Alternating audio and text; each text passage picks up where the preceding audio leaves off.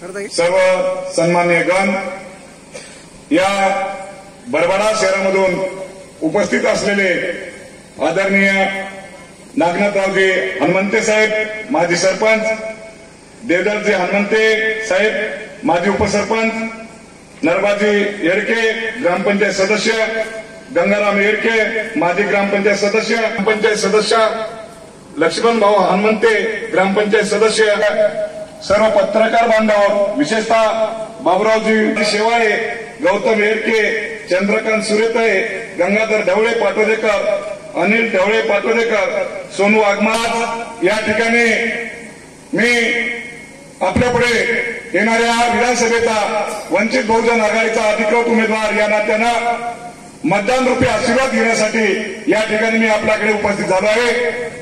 आपण सुज्ञ मतदार आहात.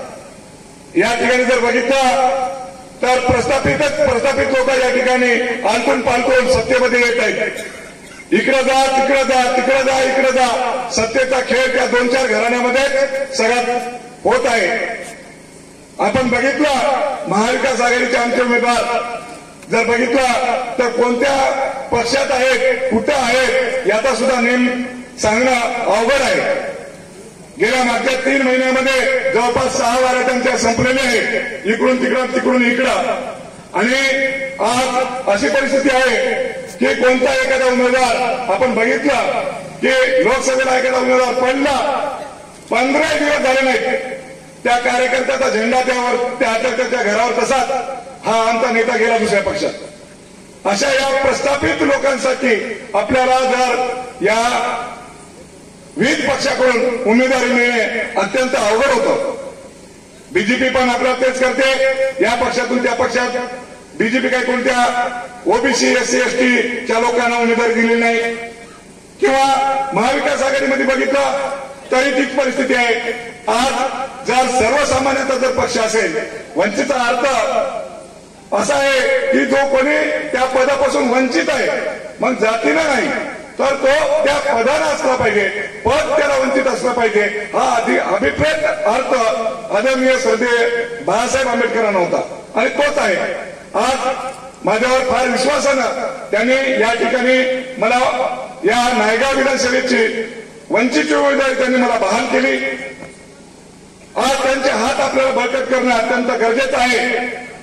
त्या दृष्टिकोनातून मी तमाम माझ्या मतदार बंधूंना विनंती करतो की त्यांनी येणाऱ्या 20 तारखेला वंचित बहुजन आघाडीचे उमेदवार म्हणून ॲडव्होकेट अविनाश भोशीकर आणि लोकसभेचे अविनाश भोशीकर आणि मी आमच्या दोघांना गॅस सिलेंडर या चिन्हावर बटन दाबून प्रचंड बहुमताने आपण विजय कराल ही आशा अपेक्षा मी बाळगतो. आज आपण जर बघितलं आमच्या चालू महोदयांचा कुठलाच विकास झाला नाही, कशाचाच विकास झाला नाही.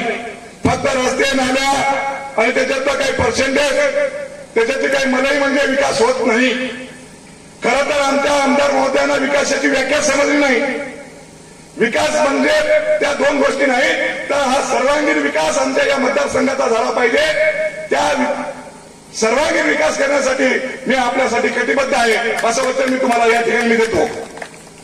आज शिक्षणाच्या बाबतीतले बघितलं तर ज्या शाळा, ज्या कॉलेज जे आहेत ते आजही तसेच आमच्याकडे आहेत.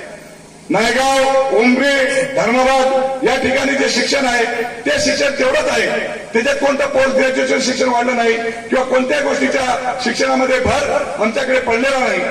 आज साधं JNMचं कॉलेज सुद्धा आमच्या नायगाव किंवा उमरी किंवा धर्माबादमध्ये नाही, ही फार मोठी शोकांतिका आहे. गेल्या 5 वर्षामध्ये यांनी कोणत्याच पद्धतीचा विकास या मतदारसंघामध्ये केला नाही. म्हणून मी सांगतो, जर मी या ठिकाणी तुमचा आमदार झालो, नव्हे ते आहे 23 तारखेला, तर मी या नायगावमध्ये 100% BAMS कॉलेज करून दाखवल्याशिवाय राहत नाही. आणि आमचे सर्व विद्यार्थी, अनेक डॉक्टर या भागामध्ये घडतील, हे वचन मी तुम्हाला या ठिकाणी देतो. सोबत आरोग्याच्या बाबतीत तीच परिस्थिती आहे. आरोग्याच्या बाबतीत ज्या प्रॉब्लेम आपले आहेत ते प्रश्न त्या ठिकाणी तसेच प्रश्न पडून आहेत. नाशिक सारख्या ठिकाणी आपण ट्रॉमा केअर सेंटर करू शकतो, ते होऊ शकते जर आपण मला उमेदवार मी जर आमदार झालो तर या ठिकाणी नर्सी या ठिकाणी आपण 100% मध्ये कुठल्याही परिस्थितीमध्ये ट्रॉमा केअर सेंटर करू, म्हणजे जेणेकरून 20 रुग्णांना एकदाच एकाच ठिकाणी सगळेच डॉक्टर मिळून त्या ठिकाणी ट्रीटमेंट मिळू शकेल. अशा पद्धतीचा आपण सर्वांगीण विकास होण्याच्या दृष्टिकोनातून त्या ठिकाणी काम करणार आहोत. आज जर आपण बघितलं आमचे जे सुशिक्षित बांधव आहेत ते त्यांच्या हाताला काम नाही, ते घरी जर बघितलं पाहतं म्हणलं तर असे अनेक आहेत सुशिक्षित बेरोजगार आमचे बांधव की त्यांच्या हाताला काम नाही. त्यामुळं कोणी कामासाठी कोणी मुंबईला आहे, कोणी पुण्याला आहे, कोणी औरंगाबादला आहे, कोणी आपलं घर सोडून इकडे निजामाबादला आहे, कोणी हैदराबादला आहे आणि त्यांचे आई वडील ते आमचा मुलगा 2 महिन्याने 1 महिना येईल म्हणून त्यांची वाट पाहतात. अशा विविध कामाला हाताला काम मिळण्यासाठी कोणता ना कोणता उद्योगधंदा आपल्याला आवश्यक होता, पण तो दुर्दैव दुर्भाग्य की मागच्या 5 वर्षात कोणीही या ठिकाणी केलं नाही.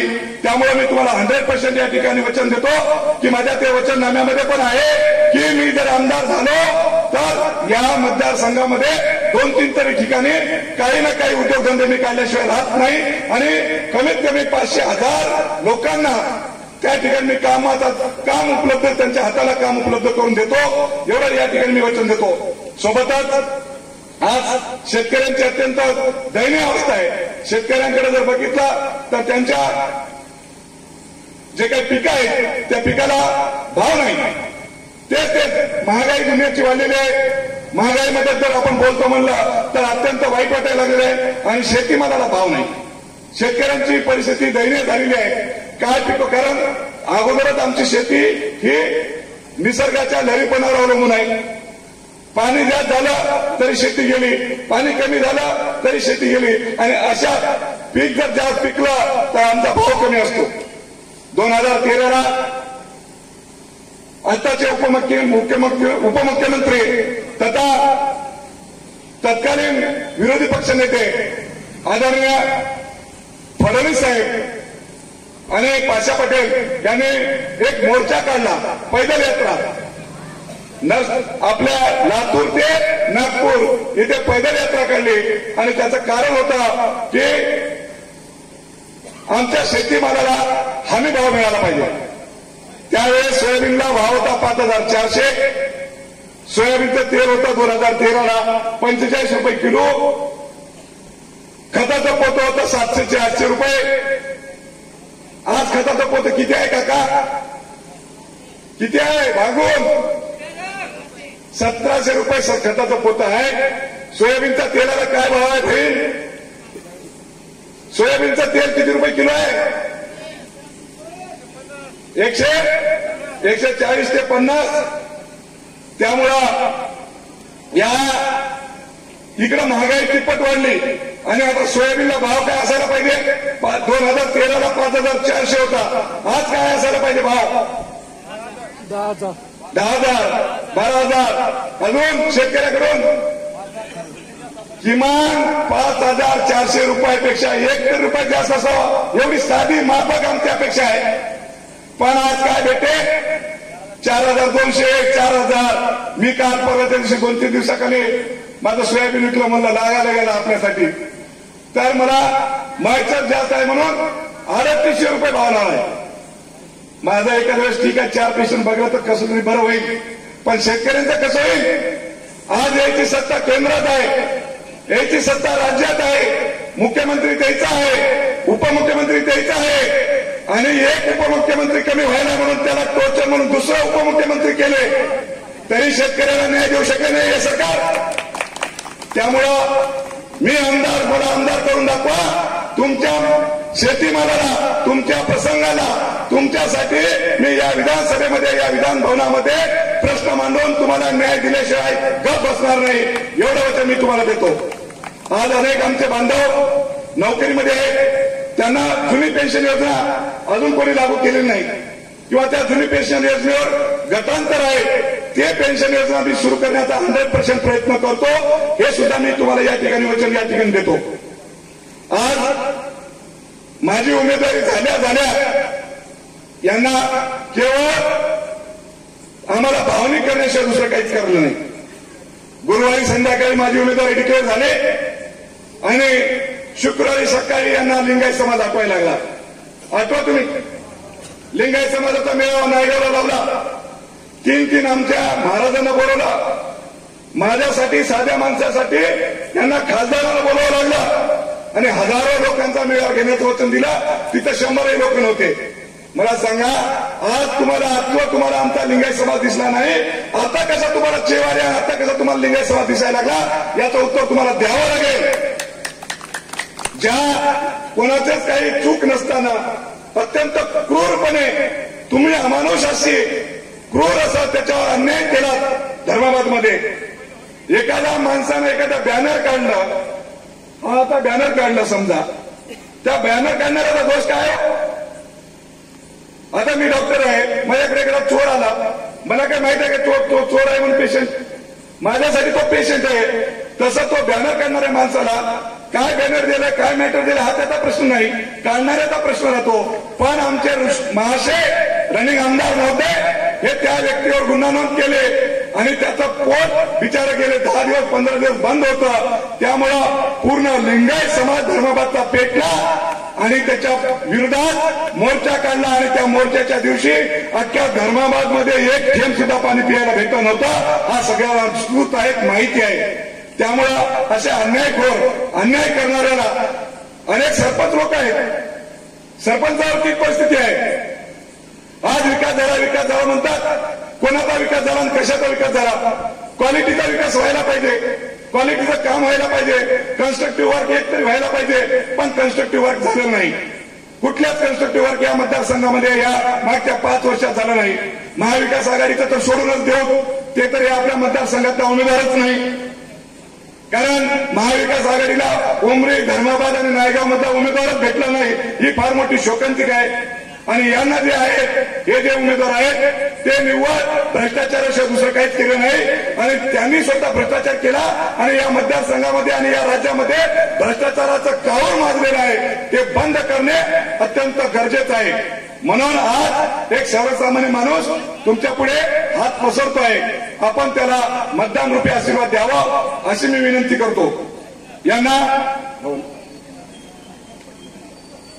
आज या ठिकाणी भावनिक करण्याशिवाय आमच्याकडे काहीच राहिलं नव्हतं त्यांच्याकडे. मला सांगा, मागच्या 5 वर्षामध्ये पाऊस पडला की नाही? पत्रकार बांधव, पाऊस पडला ना की यावर्षीच पडलाय? मला सांगा, 4 वर्ष मागचे पाऊस पडले, पण यावर्षीच आमच्या छत्र्या उघडल्या. छत्र्या द्यायच्या आम्ही आम्हाला भावनिक करायचं, एक प्रकारची ती लाच आहे असं मी म्हणतो. आणि आम्हाला कोणाला इकडं हिंदुत्वाचं नाव घ्यायचं, कोणाला तीर्थशास्त्रासाठी आमच्या काशीला न्यायचं, कोणाला पोळा देवीला न्यायचं. बंजारा समाजातल्या लोकांना पोळा देवीला नेणे, हिंदुत्वाला काशीला नेणे, आमच्या कोणत्या लोकांना एससी बौद्ध मातांगांना दीक्षाभूमीला नेणे, लिंगायत समाजाला मन्मथ स्वामीला नेणे. मला सांगा, एक तरी लिंगायत समाजाच्या माणसाला त्याने दीक्षाभूमीला नेलं का सांगा? एक तरी बौद्ध भक्तांना त्यांनी मन्मथ स्वामीला नेलं का सांगा? एक तरी बंजारा समाजातल्या व्यक्तींना त्याने काशीला नेलं का ते सांगा? म्हणजे इकडं सांगायचं आम्ही हिंदुत्व आणि इकडं तुम्ही जातीवाद करायचा हात तुम्ही नारा आम्हाला दिलेला आहे. म्हणून म्हणतो की, आणि ते पैसे सुद्धा कोणाचे? आमचेच आहेत. माजी मुख्यमंत्री तथा राज्यसभेचे खासदार यांनी सांगितलं की एका व्यक्तीला 30,000 रुपये मिळतात काशी तीर्थक्षेत्रासाठी. मला सांगा, कोणत्या तरी एका व्यक्तीला 30,000 रुपये लागतात का? काशीला जाऊन या बरं तुम्ही. 30,000 रुपये कसंही करायला लागतात का? 30,000 करायचं, 10,000 12,000 मध्ये तुमचं सगळं करून द्यायचं. ठीक आहे, 10 लागले असतील, 12 लागले असतील, मी म्हणतो 15 लागले असतील, पण 30,000 रुपयाचं बिल काढायचं, याशिवाय दुसरं काहीच केलं नाही. आणि त्या सगळ्या बिलांचे रेकॉर्ड मी माझ्याकडे आहेत. ज्याला पाहिजे असेल त्यांना माझ्याकडे या, कोणत्या अकाउंटला कोणत्या दिवशी कसे कुठं कोणत्या एजंट मार्फत कोणत्या बँकामार्फत यांच्या अकाउंटला पैसा जमा झाला हे मी तुम्हाला सगळ्यांना मी प्रत द्यायला तयार आहे. ज्याला पाहिजे त्यांनी या ठिकाणी माझ्याकडे यावं आणि ते माझ्याकडून घेऊन जावं. फक्त आम्हाला भावनिक करायचं, भावनेवर खेळायचं. खरं जर तुम्ही विकास केला असता तर तुम्हाला आम्हाला या भावनेवर न्यायची गरज पडली नसती. तुम्ही विकासावर निवडणूक लढवायला असत्या आणि ती जिंकल्या असत्या, पण ते तुम्ही केला नाही. तुम्ही 60 महिन्यापैकी 57 महिने तुम्ही आमच्याजवळ नव्हतात. केवळ 3 महिने फक्त ऑगस्ट, सप्टेंबर, ऑक्टोबर आमच्याजवळ यायचं एवढंच तुम्ही आमच्यासाठी काम केलं, बाकी दुसरं कोणतंच नाही. म्हणून आता या सगळ्या भूलथापांना ही जनता ओळखून आहे. आता येणाऱ्या काळामध्ये आपल्याला आपल्या माणसाला सर्वसामान्य माणसाला, कारण हा लढा धनशक्ती विरुद्ध जनशक्तीचा लढा आहे.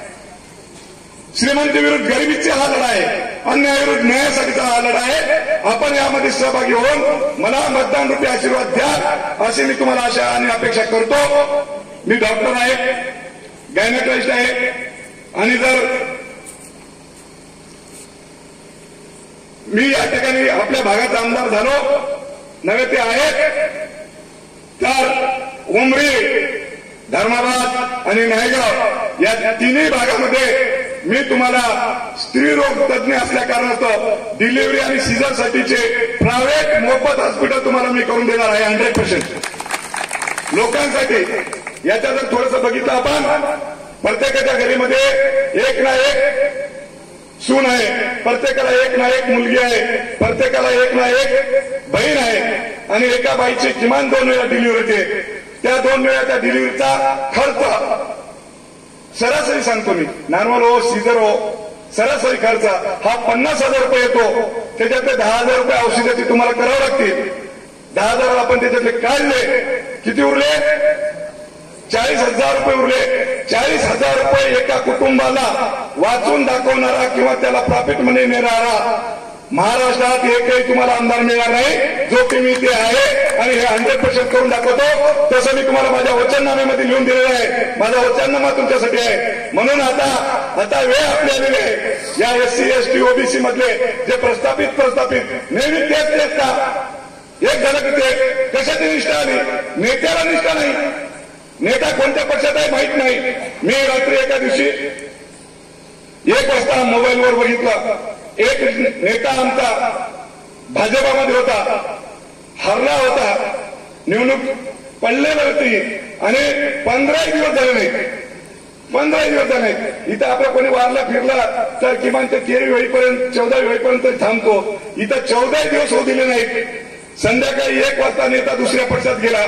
त्या मी सकाळी माझा एक मित्र होता, त्याच्या घरापासून चाललो होतो वॉकिंग करायला. अरे म्हणलं ते झेंडा तरी तू काय खाली? म्हणलं कस काय? त्याला म्हणे कस काय? म्हणे अरे मला तुझा नेता गेला ना म्हणलं दुसऱ्या पक्षात, आता ते काय म्हणलं? ते म्हणलं खरं की? म्हणजे बघ म्हणलं मोबाईल. म्हणजे आपल्या कार्यकर्त्याला सुद्धा कळत शकत नाही, त्यांना निष्ठा नाही, तर आपल्याला कशाची निष्ठा आली? मग तुम्हाला कशाची निष्ठा आली? त्यामुळं आता येणारा काळ SC ST OBC यांचा आहे. त्यामुळं आपण 100% आपल्या माणसांना निवडून द्यावं.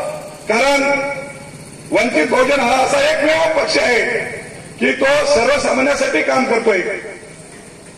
आज या नांदेड जिल्ह्यामध्ये वंचित बहुजन आघाडीच्या लिंगायचे 3 उमेदवार आहेत.